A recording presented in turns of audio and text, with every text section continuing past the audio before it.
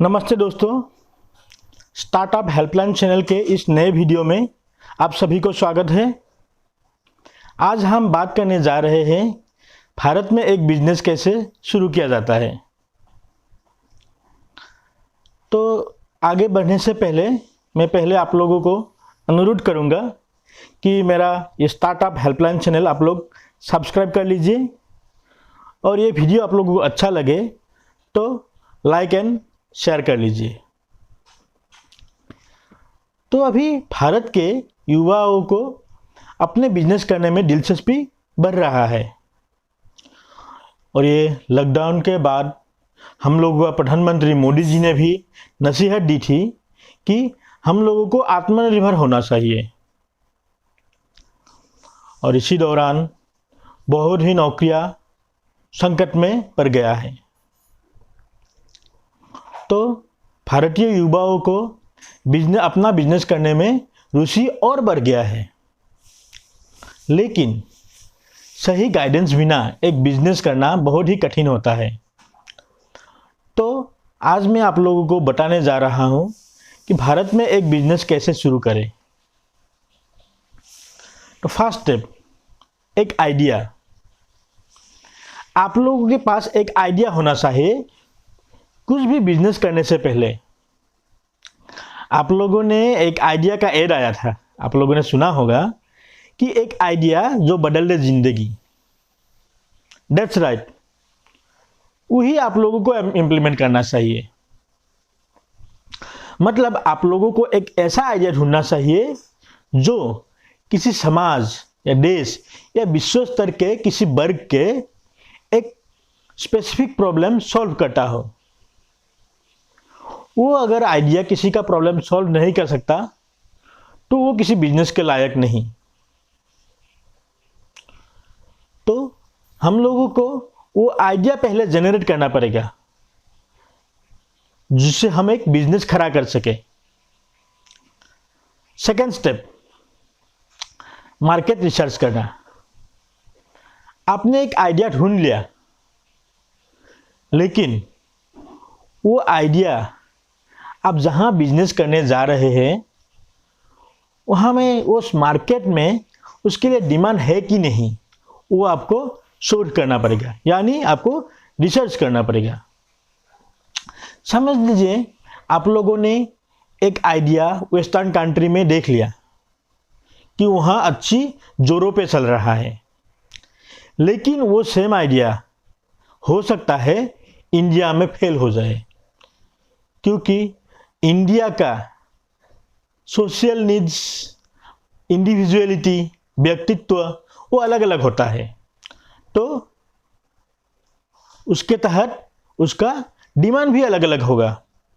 तो आप लोगों को मार्केट रिसर्च करना पड़ेगा कि आप जो प्रोडक्ट या सर्विस लॉन्च करने जा रहे हैं तो इंडिया में उसके लिए मार्केट है कि नहीं, तो वो आप लोगों को रिसर्च करना पड़ेगा। समझ लीजिए आप लोगों को अभी मार्केट रिसर्च करने में दो टाइप के आप लोगों का सिस्टमेटिक वे है। जैसे समझ लीजिए आपने एक ऐसे प्रोडक्ट या सर्विस लॉन्च करने जा रहे हैं जो कभी उस पार्टिकुलर एरिया में कोई भी पार्टी उसको लॉन्च नहीं किया, तब आप फास्ट मूवर होंगे। मतलब आप लोग मोनोपोली करेंगे उस मार्केट में। तब आप लोगों का स्टडी और ज़्यादा गहरा होना चाहिए और ज़्यादा डीपली होना चाहिए। क्यों? क्योंकि उस प्रोडक्ट का लॉन्च या सर्विस उस एरिया में कभी हुआ ही नहीं है। तो आपको वो सर्विस या प्रोडक्ट उस जगह में लॉन्च करने से पहले उस जगह में जो जाति है या जो समाज है उससे आप लोगों को फीडबैक लेना पड़ेगा, अवेयरनेस क्रिएट करना पड़ेगा, अवेयरनेस कैंपेनिंग करना पड़ेगा उस प्रोडक्ट के लिए। आप लोगों को मैं एक एग्जांपल देने जा रहा हूं। जब जॉनसन एंड जॉनसन इंडिया आया था, उसका प्रोडक्ट का कोई खास डिमांड इंडिया में था नहीं, क्योंकि बेबी प्रोडक्ट का डिमांड तब इंडिया में नहीं हुआ था। तब जॉनसन एंड जॉनसन ने क्या किया था? लगातार ब्रांडिंग किया था, लगातार कैंपेनिंग किया था उसके वजह से वो बेबी प्रोडक्ट का धीरे धीरे डिमांड क्रिएट होने लगा। अभी बेबी प्रोडक्ट में जॉनसन एंड जॉनसन नंबर 1 है, वो लोग फास्ट मूवर था, तो उसके तहत उसको लाभ भी मिला। और अगर वो पुराना प्रोडक्ट अगर उस जगह में ऑलरेडी चल ही रहा है, तो आपको वो प्रोडक्ट कैसे चल रहा है, उसको फीडबैक कैसे मिल रहा है, वो आप लोगों को शोध करना है, वो रिसर्च करना है। ऐसे होता है मार्केट रिसर्च। आप लोगों ने एक सही आइडिया ढूंढ लिया अब तक, और उस आइडिया के ऊपर रिसर्च भी कर लिया। उसके बाद आप लोगों को वो बिजनेस का ढांचा सुनना पड़ेगा। बिजनेस का ढांचा, अभी बिजनेस का ढांचा कैसा होता है, जैसे बिजनेस का ढांचा number 1 sole proprietorship firm, number 2 partnership firm, number 3 limited liability partnership firm, number 4 1 person company, number 5 private limited company, number 6 public limited company. अभी आपके ज़रूरत अनुसार आपको ढांचा सुनना है। अभी आप कैसे डिसाइड करेंगे, मैं थोड़ा बहुत आप लोगों को ज्ञान देने जा रहा हूँ। समझ लीजिए आपका बिजनेस आप खुद ही चला रहे हो, या आपके बिजनेस जर्नी में आप अकेले निकल पड़े हो, तो आप या तो सोल प्रोप्राइटरशिप फर्म चयन करेंगे या तो 1 पर्सन कंपनी चयन करेंगे, क्योंकि सोल प्रोप्राइटरशिप फर्म और 1 पर्सन कंपनी में सिर्फ एक ही आदमी का ज़रूरत पड़ता है। अगर आपका बिजनेस करने में 2 से ज़्यादा आदमी इकट्ठा हुए हो, तब आप लोगों को या तो पार्टनरशिप फर्म या तो एलएलपी मतलब लिमिटेड लायबिलिटी पार्टनरशिप फर्म, या तो प्राइवेट लिमिटेड कंपनी चुनना होगा। अगर आप लोगों को पब्लिक से फंडिंग उठाना है, हालांकि वो आपका फर्स्ट स्टेज में कभी नहीं होता है, वो आपका जब बिजनेस बड़ा होता है, एक कैपिटल का एक स्तर आप लोग छूते हैं, तब वो पब्लिक फंडिंग आप रेज कर सकते हैं। उसके लिए पब्लिक लिमिटेड कंपनी आप लोग चयन कर सकते हैं, वो बात का बात है। तो आपके ज़रूरत के अनुसार इन ढांचों के आपको एक ढांचा आपको चयन करना है। उसके बाद आया फंड रेजिंग। अभी आप लोगों को डिसाइड करना है कि आप लोगों का बिजनेस चलाने में आप लोगों को कितना पैसों का ज़रूरत पड़ेगा। अगर आप लोगों का बिजनेस छोटे से स्टार्ट करते हैं, तो हालांकि मैं समझता हूँ आप लोगों को जब बिजनेस एक स्टार्ट करते हैं हमेशा छोटे से ही स्टार्ट करना चाहिए, तो आप लोगों को कम पैसा ज़रूरत पड़ता है। वो पैसा आप अपने खुद से ही या अपने सगे संबंधियों से आप लोग जुगाड़ कर सकते हैं। नेक्स्ट ऑप्शन में आता है आपका बैंक लोन। आप लोग बैंक लोन से भी पैसा जुगाड़ कर सकते हो, लेकिन उसके लिए कोलेटरल सिक्योरिटी का ज़रूरत पड़ता है। और आपका बिजनेस आइडिया अगर यूनिक होता है, तो आप लोग एंजल इन्वेस्टर को भी अप्रोच कर सकता है, मतलब आप लोग वेंचर कैपिटलिस्ट को भी अप्रोच कर सकते हैं। अभी ये वेंचर कैपिटलिस्ट होता क्या है?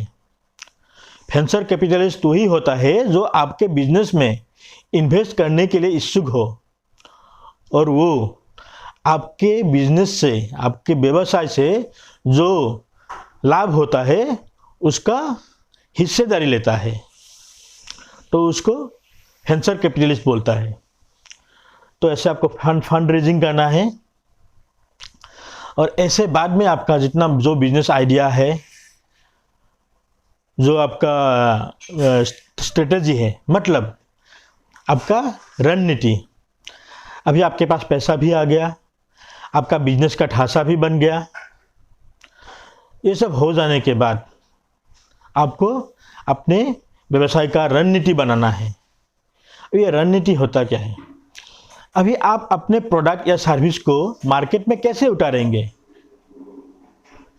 उसका आपका बिजनेस का ऑनलाइन प्रेजेंस कैसा होगा, आपका ब्रांडिंग कैसा होगा, आप अपने बिजनेस या आपका प्रोडक्ट या सर्विस का मार्केटिंग कैसे करेंगे, ये सब का आपको रणनीति बनाना है।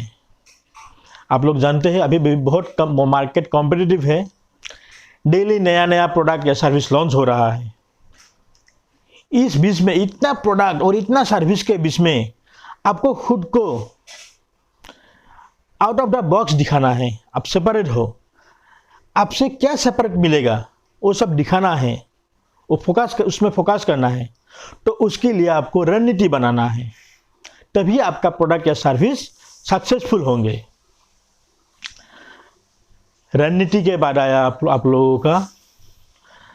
लोगों का जो गवर्नमेंट डॉक्यूमेंटेशन होता है। जैसे आप लोगों का अगर मीडियम या स्मॉल या माइक्रो बिजनेस होता है, आप लोग का कितना इन्वेस्ट करते हैं उसके अनुसार तो आपको एमएसएमई रजिस्ट्रेशन करना पड़ेगा।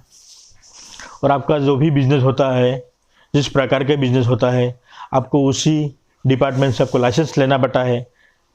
फॉर एग्जांपल, अगर आप मेडिसिन का डीलर खोल रहे हो या एक मेडिसिन शॉप खोल रहे हो तो आपको ड्रग लाइसेंस लेना पड़ता है कंसर्न डिपार्टमेंट से। वैसे ही उसके बाद आपको जीएसटी रजिस्ट्रेशन लेना है। ये सब गवर्नमेंट फॉर्मेलिटी पूरा करने के बाद आप एक बिजनेस स्टार्ट कर सकते हो। तो आज के लिए इतना ही। आशा करता हूँ आप लोगों को ये वीडियो अच्छा लगा होगा। मैं इस चैनल में मेरा पहला वीडियो है, काफ़ी भूल भी हो सकता है। आशा करता हूँ आप लोग मुझे एक्सेप्ट कर लेंगे यूट्यूब की दुनिया में। और आगे भी मैं बिजनेस रिलेटेड ऐसे वीडियो लाता रहूँगा। तो फिर मैं आप लोगों को अनुरोध करता हूँ, मेरा ये स्टार्टअप हेल्पलाइन चैनल आप लोग सब्सक्राइब कर दीजिएगा। और ये वीडियो अच्छा लगा है तो आप लोग लाइक एंड शेयर भी कर दीजिएगा। धन्यवाद।